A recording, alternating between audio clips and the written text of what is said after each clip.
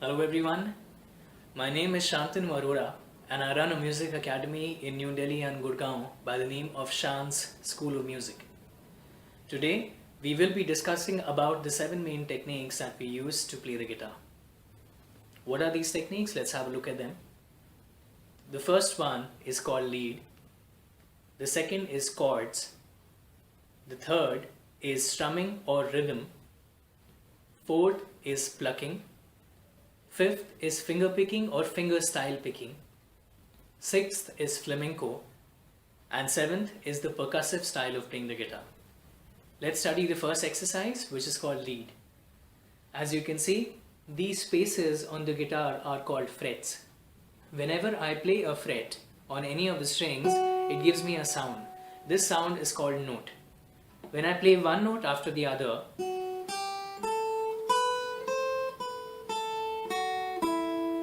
this technique of playing one note after the other is called lead. It could be a continuously flowing lead,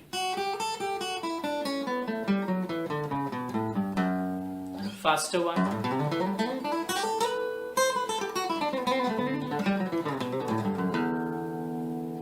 the second technique is known as chords. Unlike the case of lead where we play the notes individually, here in the case of chords we play them together at the same time.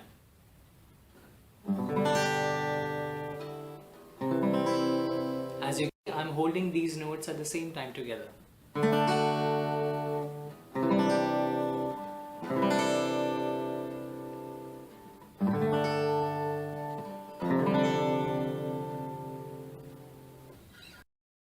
The third technique is known as strumming or rhythm. It's a right hand based technique where I play multiple strings at the same time. With the left hand, I will still be playing the chords.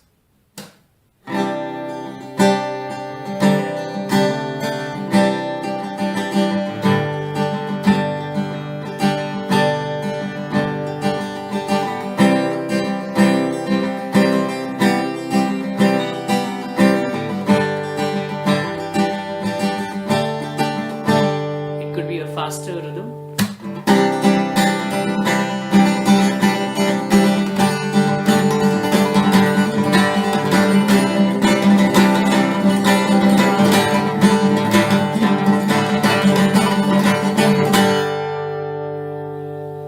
Next technique is known as plucking. Here I would be using a pick to play with. It's a right hand based technique. With the left hand I will still be playing the chords, and with the right hand I will be playing the strings individually.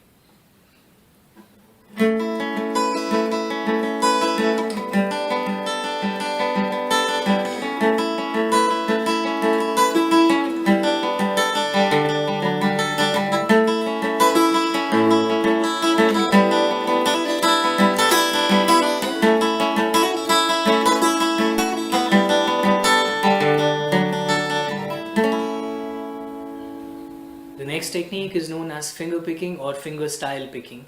Here, instead of playing with the pick, I will be playing with my right hand fingers or nails.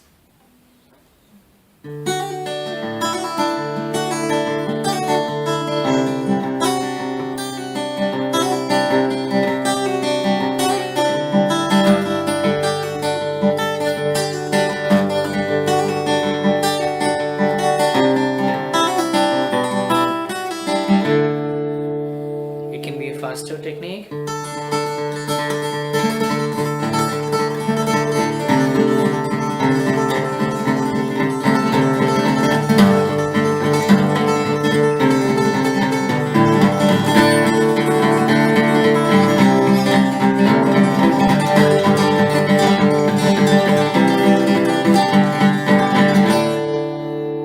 The next technique is known as flamenco. Flamenco is the Spanish way of playing the guitar, using again the chords with the left hand. With the right hand I will be playing in the flamenco style.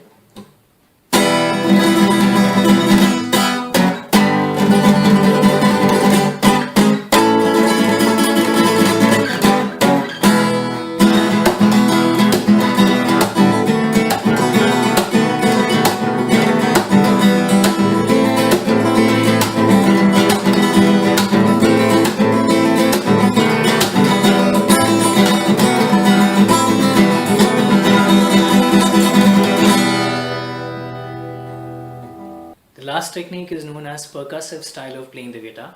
Here, as I play the strings, along with that I play the drum beat with the help of my hand.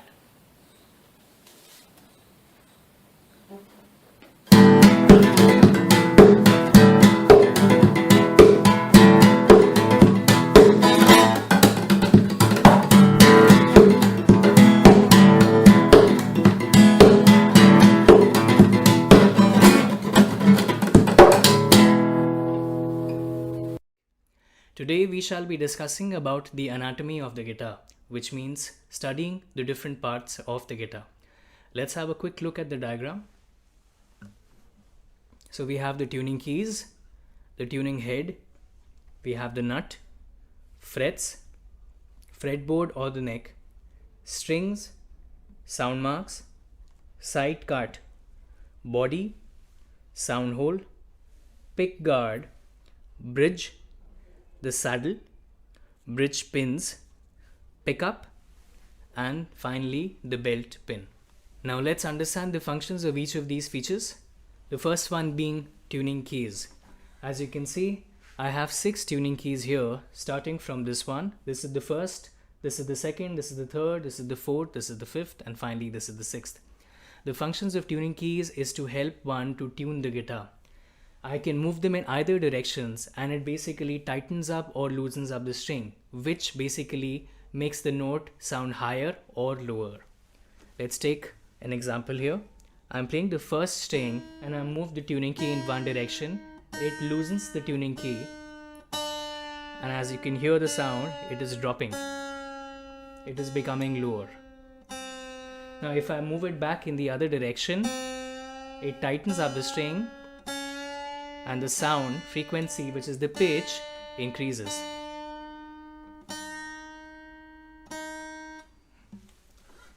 This portion is called the tuning head or the headstock. It is the area where the strings and the tuning keys are finally attached.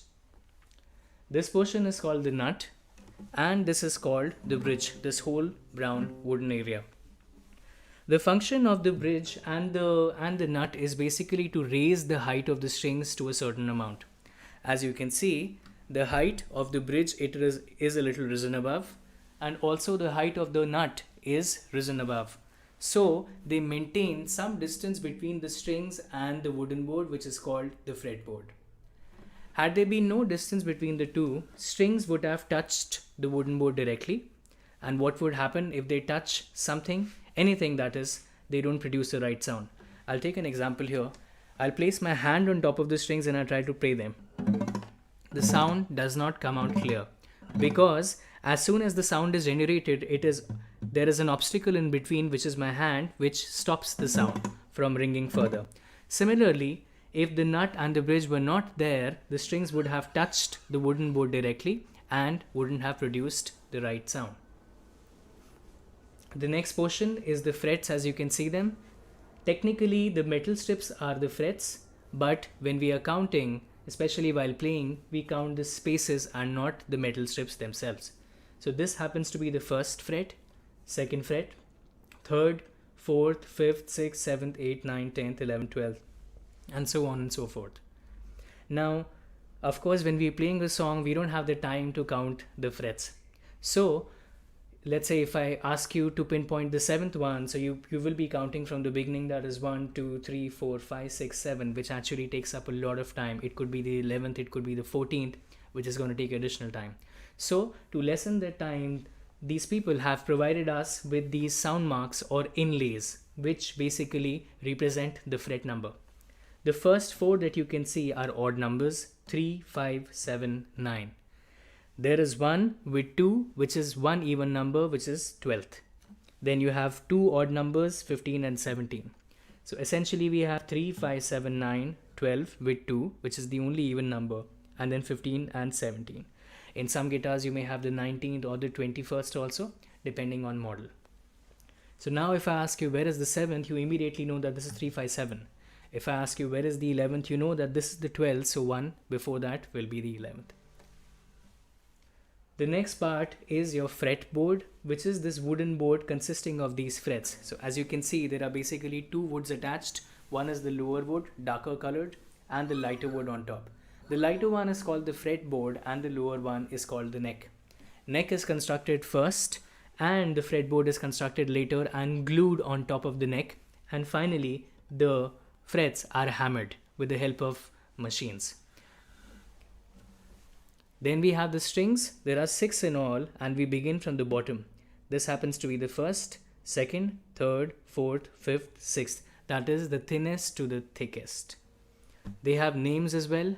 What are the names of the strings? Let's understand. The first is called E, the second is called B, third is called G, fourth is called D, fifth is called A, and sixth is finally called E again. You can remember the names of the strings by a simple statement which says, Easter bunny goes dancing at Easter. Easter bunny goes dancing at Easter. Of course, there are many more. This is the one that I generally follow.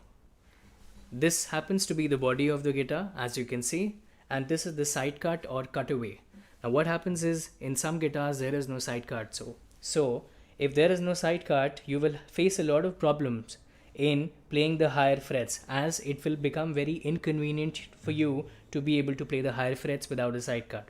So in most of the modern guitars, they give us a side cut so we can play the higher notes with ease. The next portion is the sound hole. As you can see this one, the guitar is hollow from inside. It's like an empty room. You walk inside and you speak or you shout. What happens to the sound? It echoes. So similarly, since the guitar is hollow, as soon as I play something, it echoes, and that is the reason you can still hear it sounding for a long time and at a greater volume as well. This portion of the guitar is called the saddle, and these are the bridge pins. They basically keep your strings intact and not let them come out as you play them. This portion of the guitar is called the pick guard or scratch board. Now a lot of amateurs or beginners, when they start playing the guitar, they play the strings, but at the same time they scratch the wood as well with this pick or plectrum. So in order to protect the guitar's body against being scratched, they have provided us with a scratch board or a pick guard. This portion of the guitar is called the pickup, which means I can also connect it to an amplifier and I can play it at a much greater volume. And of course I can play it the natural way as well. The last portion is the belt pin. It is where I attach my belt. There is a pin here as well. So I attach my belt at both ends here and I can hang it across my neck and I can play it while standing. Today we will be discussing about our first scale, which is called the open C major scale. Scale is nothing but sa re ga ma pa dha ni sa or do re mi fa sol la ti do. It is defined as a set of few notes played or sung in an ascending or descending format, which means if I sing sa re ga ma pa dha ni sa, I'm ascending up, which means the pitch of the notes is increasing. Sa ni dha pa ma ga re sa, I'm descending, which means the pitch of the notes is descending. Now the C major scale begins with the note C and it also ends on the note C, which means Sa and Sa, the first Sa and the last Sa, always remain the same. Let's have a look at the notes and you'll be able to understand them. The first one is 5th string, 3rd fret, 3rd finger, which is here. This is the first 5th string. I start counting from the bottom, 1, 2, 3, 4, 5. On the 5th string, the 3rd fret lies here and I play it with my 3rd finger, since the fingers are counted as 1, 2, 3 and 4. Play 5th string, 3rd fret, 3rd finger, and with the right hand, we play the 5th string. The next note is the 4th string, 0 fret, 0 finger, which means that we play the 4th string open. Next is the 4th string, 2nd fret, 2nd finger. So I count 4 again from the bottom. Here I touch the 2nd fret on the 4th string and I finally play it with my 2nd finger. With the right hand, I play the 4th string. Next note is 4th string, 3rd fret, 3rd finger. Same string, I move to the next fret with the next finger, 3rd finger that is. With the right hand, I play the 4th string again. Next note is 3rd string, 0 fret, which means 3rd string played open. 3rd string, 2nd fret, 2nd finger. With the right hand, I'll play the 3rd string. 2nd string, 0 fret, which means 2nd string played open. 2nd string, 1st fret, 1st finger. That's the second string. I counted from the bottom. First fret, I play it with my first finger. When I play this faster, it sounds like reverse. Second string, first fret, first finger. Second string, 0 fret. Third string, second fret, second finger. Third string, 0 fret. Fourth string, third fret, third finger. Fourth string, second fret, second finger. Fourth string, 0 fret. And finally, the fifth string, third fret, third finger. When you combine both of them, it sounds like